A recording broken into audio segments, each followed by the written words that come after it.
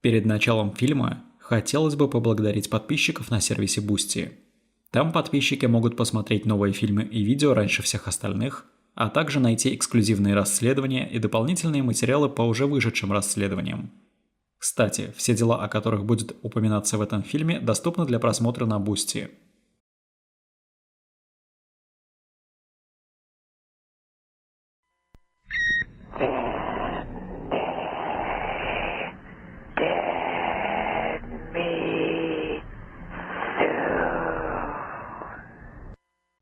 В 1982 году медсестре из Канады по имени Синди Джеймс поступил странный телефонный звонок. Тогда она понятия не имела, что он станет началом цепи событий, которые приведут к годам жестоких преследований и закончатся только ее смертью спустя почти 7 лет. На расследование этого дела будет потрачено $1,5 миллиона, беспрецедентная по тем временам сумма. Кто-то будет считать Синди просто сумасшедшей, а кто-то – жертвой жестоких издевательств. Синтия Элизабет Хак родилась в городке Оливер в Британской Колумбии, Канада, 12 июня 1944 года. Ее мать Матильда была домохозяйкой, а отец Отто работал учителем английского языка после того, как уволился со службы в Королевских ВВС Канады в звании полковника. Оба родителя были русского происхождения. Она была одним из 6 детей. У нее было 3 старших брата и 2 младшие сестры. Синди провела часть подросткового возраста в столице Канады Оттаве, из-за того, что ее отец служил в военно-воздушных силах. В своих личных дневниках она писала, что ее детство было ограничено строгостью отца, которая зачастую включала телесные наказания. В зрелом возрасте Синди решила стать медсестрой и поступила в школу медсестер в Ванкувере в 1962 году. В это время отца перевели по службе во Францию, и он перевез с собой семью. Девушка решила остаться в Канаде и навещала родных во время каникул. В это время в письмах семье Синди время от времени упоминала некоего стажера, с которым она познакомилась во время учебы. Она утверждала, что они даже были помолвлены, однако впоследствии, когда у жениха была обнаружена неизлечимая форма рака, он покончил жизнь самоубийством во время катания на лыжах. При этом никто из родителей, братьев или сестер Синди никогда не встречал этого человека, а Синди так и не называла его имени. Летом 1965 года Синди познакомилась с Роем Мейкписом, южноафриканским психиатром, который был на 18 лет старше ее. Они поженились 9 декабря 1966 года, в том же году, когда она окончила школу медсестер со степенью бакалавра. Родители Синди скептически относились к браку из-за разницы в возрасте пары, а ее отец считал, что Мейкпис воспользовался наивностью и доверчивостью Синди. Члены ее семьи рассказывали, что брак пары был проблемным, и что время от времени они очень сильно эмоционально отдалялись друг от друга. Хотя Синди позднее выдвинула обвинение в супружеском насилии, Мейкпис утверждал, что за время их брака он всего 2 раза дал ей пощечину. Несмотря на то, что Мейкпис имел лицензию психиатра в своей родной стране в Южной Африке, он дважды провалил аттестацию на получение медицинской лицензии в Канаде. Позабыв мечты стать врачом в Канаде, он устроился на работу доцентом медицинского факультета Университета Британской Колумбии. С 1966 по 1975 годы Синди работала детской медсестрой в больнице общего профиля Ванкувера, где одно время работал ее муж. В 1973 году Рой устроился на должность директора службы здравоохранения в BC Hydro, местной электроэнергетической компании. В апреле 1975 года Синди была нанята координатором группы в ванкуверском Бланхейм Хаус, учреждении по уходу за детьми с поведенческими расстройствами. Она проработала в Бланхейм Хаус около 12 лет и была отмечена коллегами за свою компетентность и профессионализм.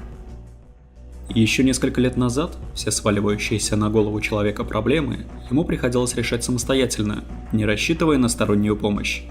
Однако по мере развития сферы услуг, выполнение многих задач теперь можно осуществить с привлечением специалистов своего дела. Это касается и учебы. Совсем скоро наступит сессия, а выпускникам предстоит защищать дипломную работу. Но не стоит бояться, ведь теперь с написанием любого вида студенческих работ вам на помощь придет сервис Work5.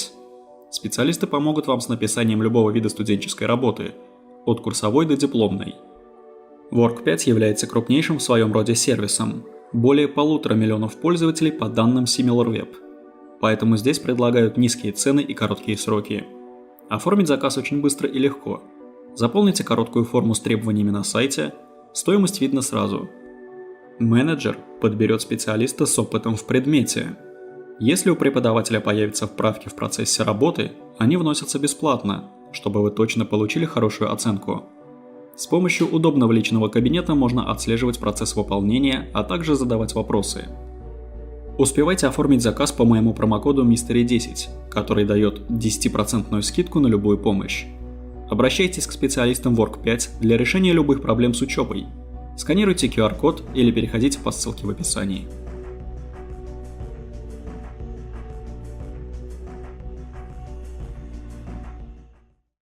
Синди Мейкпис, казалось, жила счастливой жизнью, зарабатывая на жизнь делом, которое приносило ей огромную радость. Однако, когда Синди и Рой решили расстаться в июле 1982 года, когда женщине только-только исполнилось 36 лет, жизнь ее мечты превратилась в кошмар. В конце сентября она рассказала друзьям и членам семьи, что подозревает, что возле ее дома скрывается грабитель. Всего через 3 месяца после расставания ей начали поступать странные звонки. Первый такой звонок раздался 7 октября 1982 года. Хотя во время большинства звонков незнакомец просто шептал ее имя, однажды после разговора она закрыла жалюзи, после чего звонивший перезвонил и сказал ей, что прятаться бесполезно, и он знает, что сейчас она находится в гостиной. Мать Синди рассказала, что хотя дочь и не хотела обсуждать свои переживания, она сообщила, что звонившие люди говорили разными голосами, а в некоторых случаях на другом конце линии слышалась просто тишина. Синди описала некоторые звонки как сексуальные и жестокие по своей природе. 11 октября поступивший Синди звонок сопровождался громким дыханием, а на следующий день она получила еще один звонок, в котором угрожающим шепотом говорилось: «Однажды вечером я достану тебя, Синди». Она сообщила о непристойных звонках в полицию. Полицейские посетили ее дом и продолжили вести список всех звонков и их содержания, а также предложили оформить незарегистрированный номер. Вскоре после того, как офицер ушел, Синди позвонили, и мужской голос сказал: «Ты чертова сука, я тебя достану». На следующий день, 13 октября, звонивший ей угрожал: «Так ты думаешь, что вызов полиции обезопасит тебя? Подожди, моя молния расстегнута, я говорю с волнением». После этих слов Синди повесила трубку. Но звонки были только началом. В течение следующих 2 недель Синди сообщила, что рядом с ее домом кто-то скрывается, что таинственный преступник бросал камни в ее окно, затем разбил фонари на крыльце и даже ворвался в ее дом и порезал ей подушку, лежавшую на кровати. При этом в самом доме ничего не пропало. Она получила сообщение с угрозами, составленное из вырезанных из журналов букв, с надписью «Скоро, Синди». Незнакомец также отключил ее телефонную линию. Констебль полиции Ванкувера Патрик Макбрайт подозревал, что виновником был ее бывший муж Мейкпис, который, однако, отрицал свою причастность. Сама Синди сделала противоречивые заявления относительно Мейкписа, заявив властям, что не думает, что он способен ее мучить, но также рассказала друзьям и коллегам, что она очень страдала от его жестокого отношения к ней во время их брака. 20 октября 2 жильцов, снимавших подвал дома Синди, сообщили в полицию, что услышали странные звуки наверху на 1-м этаже, после того, как женщина ушла на работу.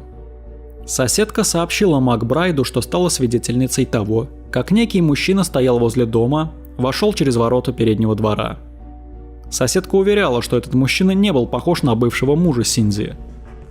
В то же время между Синди и констеблем Макбрайдом завязался роман, который продлился примерно год.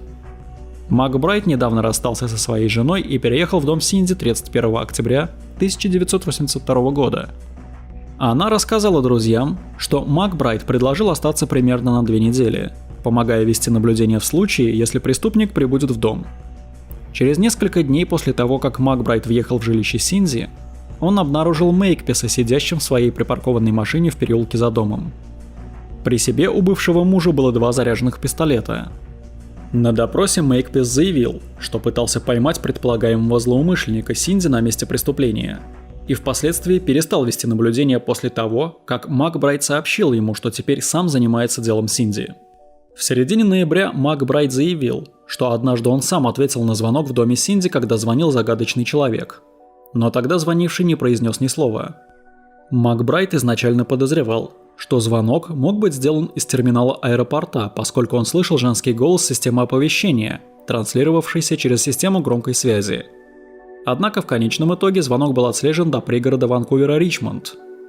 Чуть позже Синди нашла записку, прикрепленную к лобовому стеклу своей машины, на которой было изображение трупа, лежащего под медицинской простыней. 28 ноября Макбрайт заметил, что телефонные линии возле дома были оборваны в 5 разных местах. Синди, которая оставалась сердечной и дружелюбной с Мейкписом, несмотря на их разрыв, иногда приглашала его к себе домой в присутствии Макбрайда, поскольку оба мужчины преследовали общую цель – отыскать таинственного злоумышленника и часто обсуждали это дело вместе. Макбрайт уехал из дома Синди 1 декабря, прожив там ровно месяц. Они продолжали встречаться с Синди, часто ужиная вместе в Ванкувере и в Вашингтоне, США. Во время рождественской недели 1982 года Синди нашла возле своего дома записку с надписью «Счастливого Рождества» и фотографией женщины с перерезанным горлом. Фотография была залита красными чернилами. Согласно хронологии событий, опубликованной в Edmonton Journal, первое физическое нападение на Синди произошло 27 января 1983 года. Ее подруга Агнес Вудкок пришла к ней домой в гости и нашла женщину, лежащую без сознания на заднем дворе. На ее шее туго завязали черный нейлоновый чулок. Придя в сознание, Синди рассказала Вудкок, что на нее сзади напал злоумышленник, когда она шла к гаражу, и что этот человек привел ее в гараж, где их ожидал другой субъект мужского пола, и они оба бросились душить ее. Она утверждала, что мужчины вставили нож ей во влагалище и угрожали убить ее младшую сестру Мелани, если она сообщит о нападении в полицию. Синди провалила 2 проверки на полиграфе во время допроса по поводу инцидента и призналась, что узнала одного из нападавших, но отказалась назвать его имя, потому что он угрожал в следующий раз преследовать всю ее семью. Врачи, обследовавшие Синди после предполагаемого нападения, не обнаружили никаких следов сексуального насилия, а один из детективов очень неоднозначно отреагировал на ее заявление. В полиции Синди порекомендовали обратиться к психиатру, но она отказалась, так как боялась, что это подвергнет ее дополнительной опасности. Вместо этого она согласилась посетить врача общей практики с опытом консультирования. 1 февраля 1983 года Синди решила переехать в Западный Ванкувер. Менее чем через неделю она получила письмо с угрозами следующего содержания. «Беги, кролик, беги. Я покажу тебе, насколько я чертовски хорош. Вскоре произойдет бах-бах, и ты умрешь». После серии дальнейших непристойных звонков Синди снова переехала в другой дом в апреле 1983 года. Мейкпис, который постоянно пытался помириться со своей бывшей женой, летом 1983 года осыпал ее несколькими щедрыми подарками и оплатил билеты на самолет в Индонезию, чтобы Синди могла навестить своего брата Роджера, который уже длительное время проживал там. Через несколько недель после возвращения из поездки Синди нашла еще одну записку, датированную 22 августа, в которой говорилось: «С возвращением. Смерть, кровь, ненависть и так далее». Синди перекрасила свою машину в другой цвет, пыталась скрыть свою личность и наняла частного детектива Оззи Кабана, чтобы он помог ей расследовать дело предполагаемого преследователя. Она продолжала платить за услуги Кабана в течение последующих 6 лет. Кабан отметил, что Синди приложила все усилия, чтобы защитить себя. Например, носила портативную тревожную кнопку и всегда держала при себе масло и перцовый баллончик. Кроме того, детектив выдал ей портативную радиостанцию, чтобы они всегда могли оставаться на связи. Тем не менее, преследование продолжалось. В октябре 1983 года, через год после первого телефонного звонка, она обнаружила у себя во дворе 3 мертвых кошек, свисающих с деревьев. К одной из них была привязана записка с надписью «Ты следующая». В своем личном дневнике женщина обвиняла Мейкписа в уничтожении сада на ее заднем дворе. Ей продолжали поступать многочисленные телефонные звонки дома и на работе, на некоторые из которых отвечали ее коллеги из Бланхайм-хаус, которые сообщили властям, что звонивший не разговаривал, просто молчал. 30 января 1984 года Кабан услышал странные звуки по рации и сразу направился в ее дом. Он нашел ее лежащей без сознания на полу в гостиной, а к ее руке ножом для чистки овощей была приколота записка, составленная из букв, вырезанных из журналов. В записке говорилось: «Теперь ты должна умереть, пи***а». Синди была доставлена в больницу и в разговоре с Кабаном заявила, что последнее, что она помнит перед тем, как ее нашли, это то, что она увидела, как мужчина прошел через ворота к ее дому, а затем напал на нее и ударил ее по голове тупым предметом, вроде куском доски. Она добавила, что когда упала на пол, нападавший воткнул ей в руку иглу для подкожных инъекций. Врачи обнаружили след от иглы на ее правой руке, но не обнаружили в организме женщины следов каких-либо наркотиков. После случившегося Синди прошла проверку на полиграфе, которая якобы не выявила обмана. Однако офицер, проводивший тест, позднее заявил, что результаты кажутся ему неубедительными. К тому же в доме Синди отсутствовали следы взлома. Констебль Кио Икома, который явился домой в Синди в ночь предполагаемого нападения, заявил, что видел круглые пятна крови на полу кухни, как будто кто-то пытался стереть эти следы. В феврале 1984 года детективы начали все чаще допрашивать Мейкписа, поскольку Синди призналась, что чувствовала, что это он ее мучил. К тому же она сообщила, что за время брака он пару раз поднимал на нее руку. На допросе Мейкпис предположил, что нападавшие на Синди были членами мафии и связаны с ее работой в Бленхайм-хаус, где часто лечили детей, находившихся под опекой суда. В марте 1984 года отец Синди, Отто, встретился с Мейкписом в магазине пончиков в Ванкувере, где полицейскими была организована прослушка. Отто приказал бывшему мужу дочери прекратить контакты с Синди.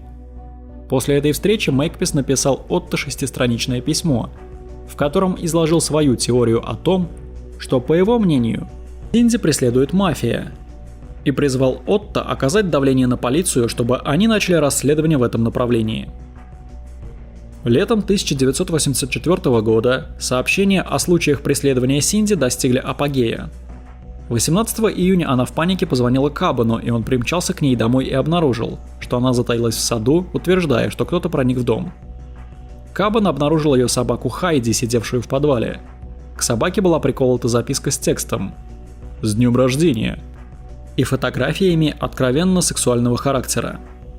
Оказалось, что собаку избили, и Кабан отметил, что веревка, обвязанная вокруг собаки, была точно такой же, на какой Синди прошлой осенью нашла подвешенными трупы кошек. На подоконнике в подвале был обнаружен окурок. Синди не курила сигареты этой марки. Кабан пришел к выводу, что Синди не могла инсценировать это преступление, и заявил: «Она бы этого никогда не сделала, если бы была той самой Синди, которую я знал». В течение следующих нескольких недель поступали новые звонки, на один из которых Кабан ответил в доме Синди, пока она была на работе. На лестничной клетке ее дома была найдена мертвая кошка. 1 июля Синди сообщила детективу, что к ее входной двери подошли двое мужчин, выдавая себя за полицейских, но скрылись, когда она связалась с Кабаном по рации. Синди впоследствии сообщила о серии дальнейших непристойных звонков, один из которых заключался в том, что звонивший сказал: «Ты уже мертва, сука. Это будет приятно». Коллеги Синди из Бленхайм-хаус также позвонили и сказали: «Избавьтесь от большой свиньи». 9 июля 1984 года мать Синди, Тилли, провела ночь у дочери дома. Посреди ночи Тилли проснулась от лая Хайди и обнаружила, что Синди проверяет окна и двери на первом этаже дома. Спустя несколько мгновений они обе услышали звонок в дверь и обнаружили, что окно возле крыльца треснуло в нескольких местах. 2 недели спустя, 23 июля, Синди заявила, что примерно в 8:30 вечера на нее напал злоумышленник в соседнем парке Данбор, когда она выгуливала собаку. Нападавшим был бородатый мужчина, управлявший зеленым фургоном, внутри которого также находилась женщина-пассажир. Несколько часов спустя, около полуночи, она была найдена в ошеломленном состоянии при попытке проникнуть в дом соседа. На шее у нее был темно-серый нейлоновый чулок. Ее собака Хайди была найдена Кабаном, бродившей по территории парка. Женщину доставили в близлежащий Центр здравоохранения и науки Университета Британской Колумбии, где врачи заметили 2 прокола на ее правой руке. Пока Синди проходила обследование, в регистратуре больницы сообщили властям, что мужчина с акцентом позвонил на стойку регистрации и поинтересовался политикой безопасности больницы. Когда полицейские включили аудиозапись голоса Мейкписа, сотрудница больницы сообщила, что существует большая вероятность, что это был звонивший. В октябре 1984 года, находясь под присмотром гипнотерапевта, Синди рассказала о подавленных воспоминаниях о том, как стала свидетельницей двойного убийства, но не раскрыла дальнейших подробностей. Полиция прослушивала телефон женщины и направила офицеров для наблюдения за ее домом. Они дежурили посменно. Однако они прекратили работу после того, как прошли несколько месяцев без каких-либо дальнейших инцидентов. На тот момент они потратили на расследование почти $1 миллион, но так и не приблизились к нахождению ответов. В январе 1985 года, находясь под гипнозом, Синди рассказала полиции, что стала свидетельницей того, как ее бывший муж убил мужчину и женщину, а затем расчленил их тела топором, пока пара отдыхала в хижине на острове Торманби, недалеко от Сечелта, в июле 1981 года. По словам Синди, Мейкпис размазал кровь из отрубленных конечностей одной из жертв по лицу во время расчленения. Позднее выяснилось, что сестра Синди, Мелани, находилась вместе с ними во время отпуска, но не подтвердила ничего подобного. В конце июня 1985 года Синди была принудительно помещена в психиатрическое отделение больницы Lionsgate в Ванкувере после попытки самоубийства путем передозировки отпускаемых по рецепту лекарств. Хотя позже она заявила, что не собиралась кончать с собой.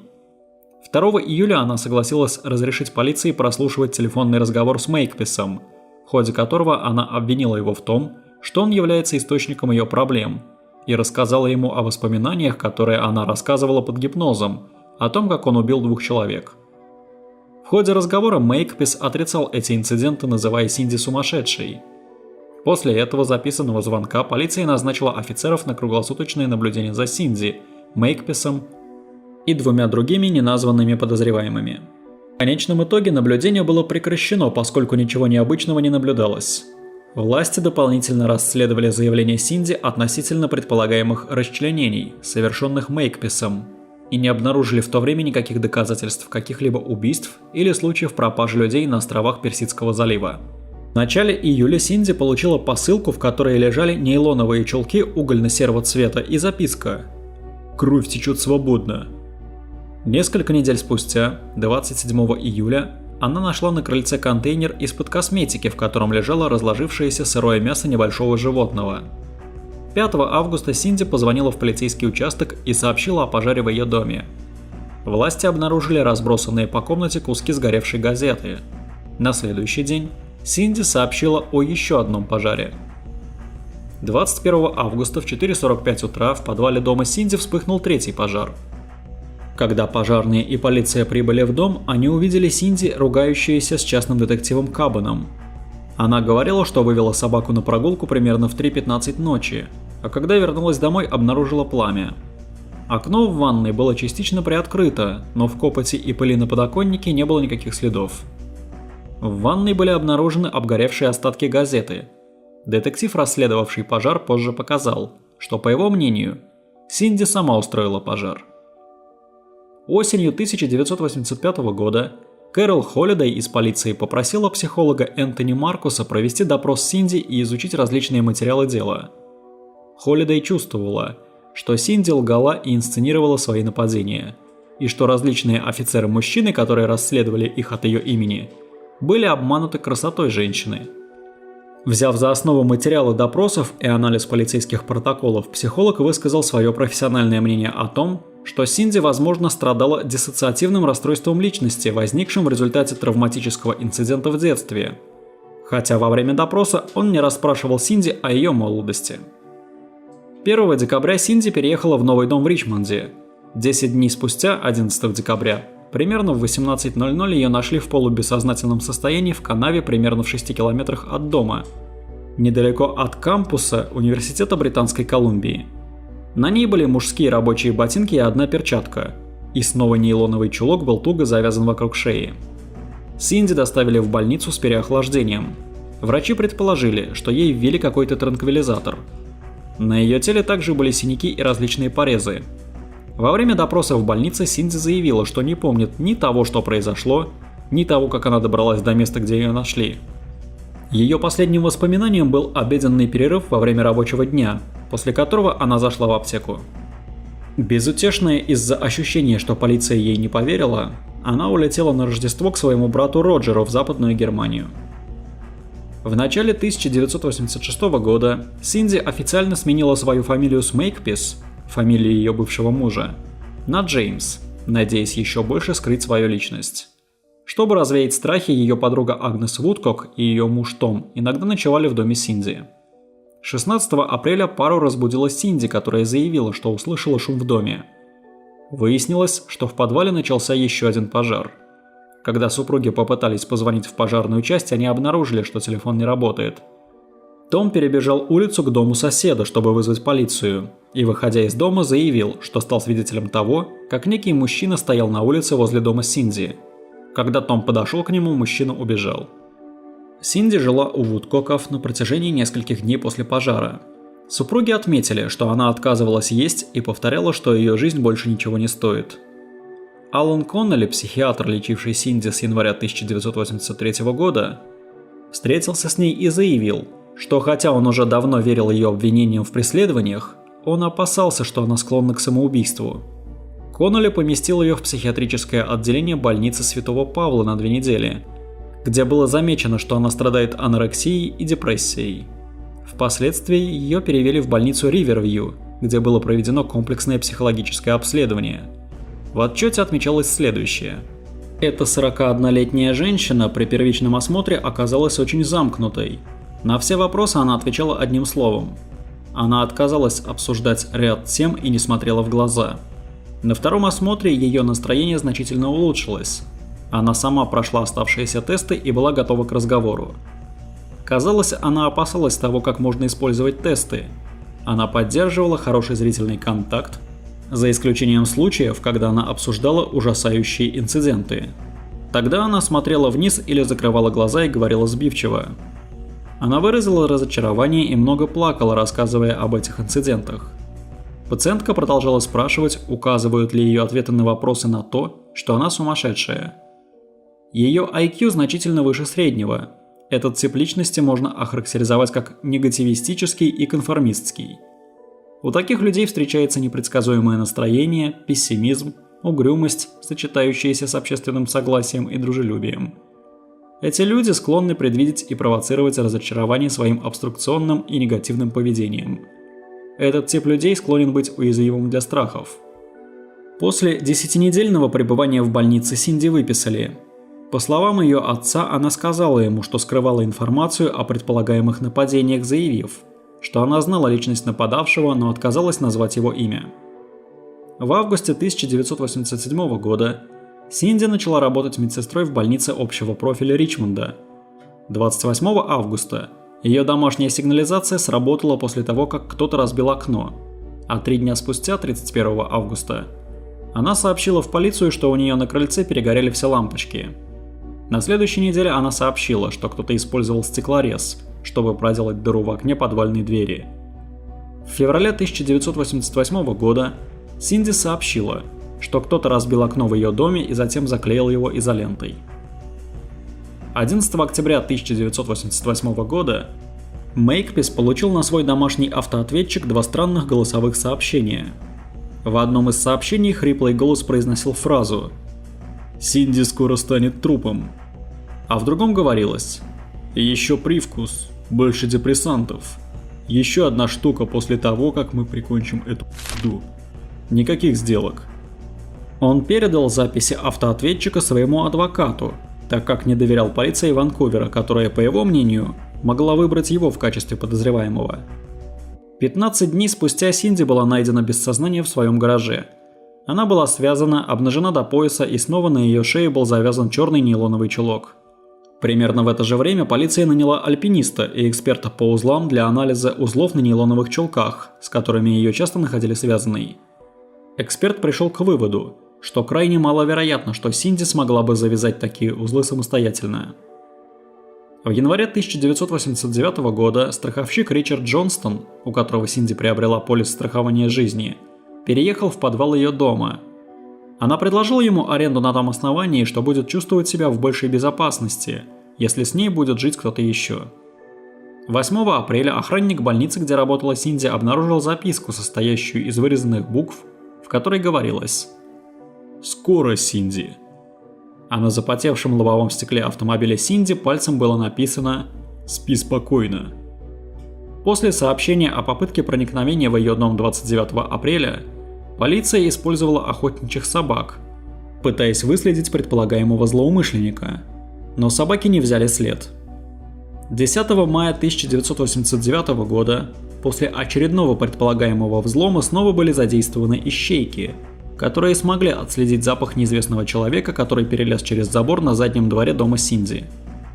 В течение почти 7 лет, пока Синди сообщала о различных инцидентах, полицейские потратили от 1 до 1,5 миллиона канадских долларов на расследование ее заявлений.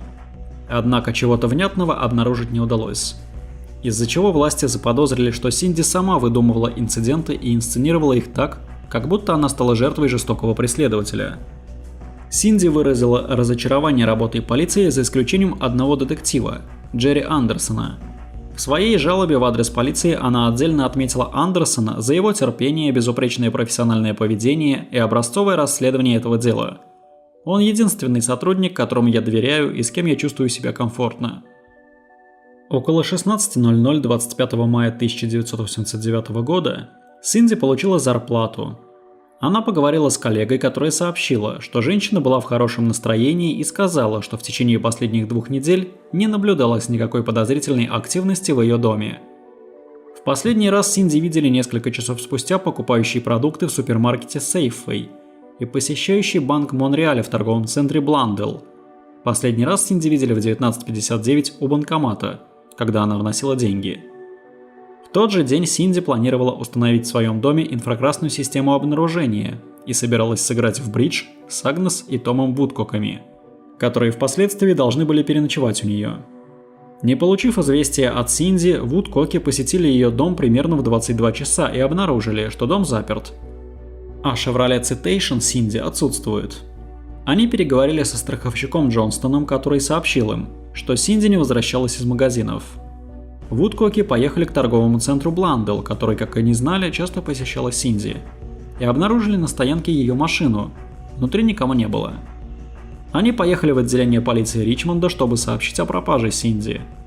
Хотя она пропала всего несколько часов назад, учитывая репутацию Синди, для расследования была отправлена патрульная машина. При осмотре автомобиля внутри машины на водительской двери была обнаружена кровь, а также продукты и упакованный подарок на день рождения маленькому сыну ее подруги. Содержимое бумажника Синди было обнаружено под автомобилем. Последующий осмотр ее дома той ночью показал, что все было в порядке. Полиция заметила, что дом был аккуратным и чистым, и наполнен многочисленными ухоженными комнатными растениями. Канадская береговая охрана развернула поиски на реках в этом районе, а также в заливе Джорджия. Через несколько дней после того, как Синди Джеймс была объявлена пропавшей, ее арендатор Джонстон сообщил полиции, что ему в офис позвонил мужчина, назвавшийся ее отцом, и спросил о ее полисе страхования жизни. Секретарь Джонстона сообщил звонившему, что ему нужно будет посетить офис, поскольку вопросы частного страхования не могут быть переданы по телефону. Когда власти допросили отца Синди, он отрицал, что когда-либо звонил в страховую. 8 июня 1989 года, через 2 недели после исчезновения женщины, рабочий Гордон Старчак, занимающийся асфальтированием, обнаружил тело Синди на заднем дворе заброшенного дома по адресу в Ричмонде. Тело женщины было связано веревкой в позе эмбриона, а на шее был туго затянут черный нейлоновый чулок. Правая нога Синди лежала под зарослями ежевики, а ее пальто лежало рядом с ее телом. Где были найдены ее останки, находился на оживленной улице рядом с перекрестком, где часто ходили пешеходы. На внешнем топливном баке дома полиция обнаружила граффито, написанное оранжевой аэрозольной краской, которая гласила: «Здесь умерла какая-то сука». Линия, нанесенная по земле той же оранжевой краской, шла от топливного бака до места, где лежало ее тело, опоясывая его. Внутри заброшенного дома было также обнаружено еще одно граффито с надписью «Дьявол». Патологоанатом Шейла Карлайл, осматривавшая тело Синди на месте происшествия, отметила, что ее руки были связаны так сильно, что один палец поцарапал другой до самой кости. На внутренней стороне правого локтя тела был след укола, оставленного иглой для подкожных инъекций. На основании активности насекомых и личинок на останках, судебный энтомолог пришел к выводу, что процесс разложения тела начался на том месте, где оно было обнаружено, еще 2 июня 1989 года. Вскрытие показало, что Синди умерла от множественной наркотической интоксикации значительным количеством морфия, диазепама и флуорозепама. Токсикологический отчет показал, что в ее кровотоке содержалась доза морфия, превышавшая смертельную в 10 раз. На основании исследования содержимого ее желудка токсиколог Хизердин сообщила, что Синди перорально приняла около 20 штук 30-миллиграммовых таблеток флуорозепама в дополнение к многочисленным другим таблеткам, комбинация которых сама по себе была смертельной. Не удалось определить метод, с помощью которого был введен морфин, что сбило с толку фармаколога, анализировавшего токсикологический отчет. В желудке Синди были обнаружены следы морфия, хотя доктор Джон Макнил заявил, что это количество могло быть результатом внутривенной инъекции препарата. Согласно анализу Макнила, если бы Синди получила морфин посредством внутривенной инъекции, она потеряла бы сознание в течение нескольких минут и умерла бы в течение нескольких часов.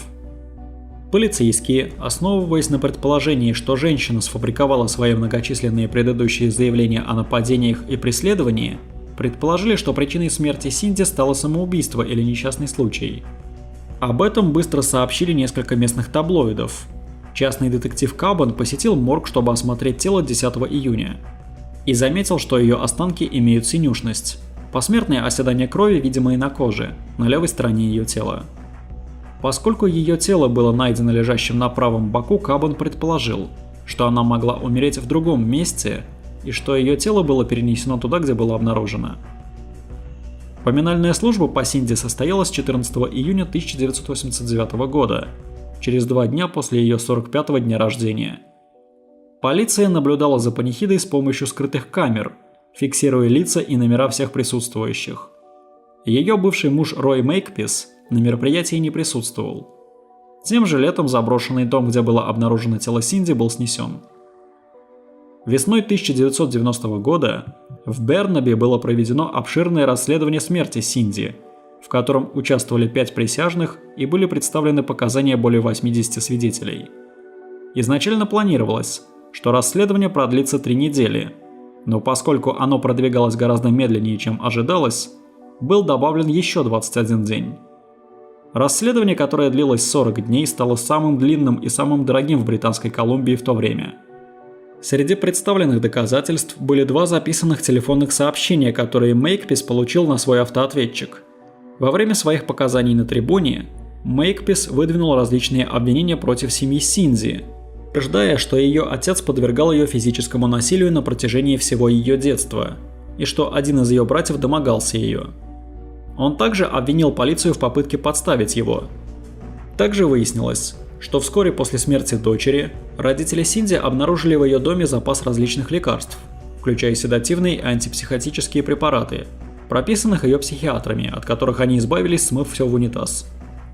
Ее младшая сестра Мелани также нашла в сумочке Синди стеклорез и медицинский шприц, а также мочевой катетер и физиологический раствор в ее спальне. Присяжным были представлены графические кадры разлагающегося трупа Синди, обнаруженного на месте происшествия, а также многочисленные отчеты, подробно описывающие ее психическое состояние, приведшее к смерти. Показания были предоставлены несколькими психиатрами и психологами, в том числе теми, кто лично лечил Синди на протяжении многих лет. Доктор Пол Термансон показал, что, по его мнению, она страдала истерическим расстройством личности, в то время как доктор Уэсли Фризен, давний психиатр Синди, заявил, что подозревает, что у нее было пограничное расстройство личности с элементами посттравматического стрессового расстройства.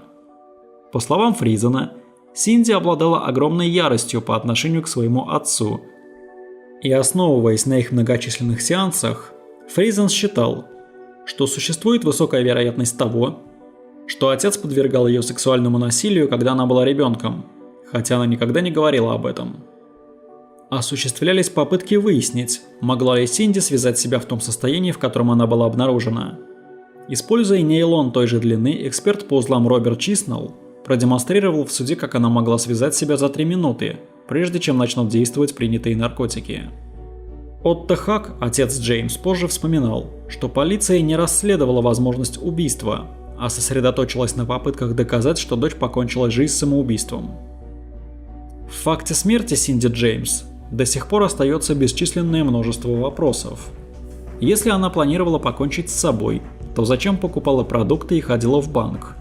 Если она инсценировала все телефонные звонки и записки с угрозами, как она получала их, когда рядом были другие люди? Официальное расследование завершилось 25 мая 1990 года, ровно через год после исчезновения Синди. После обсуждения присяжные не смогли определить, что было причиной смерти Синди Джеймс – самоубийство, убийство или несчастный случай. В конечном итоге было решено, что Синди умерла от неизвестного события, и дело было официально закрыто.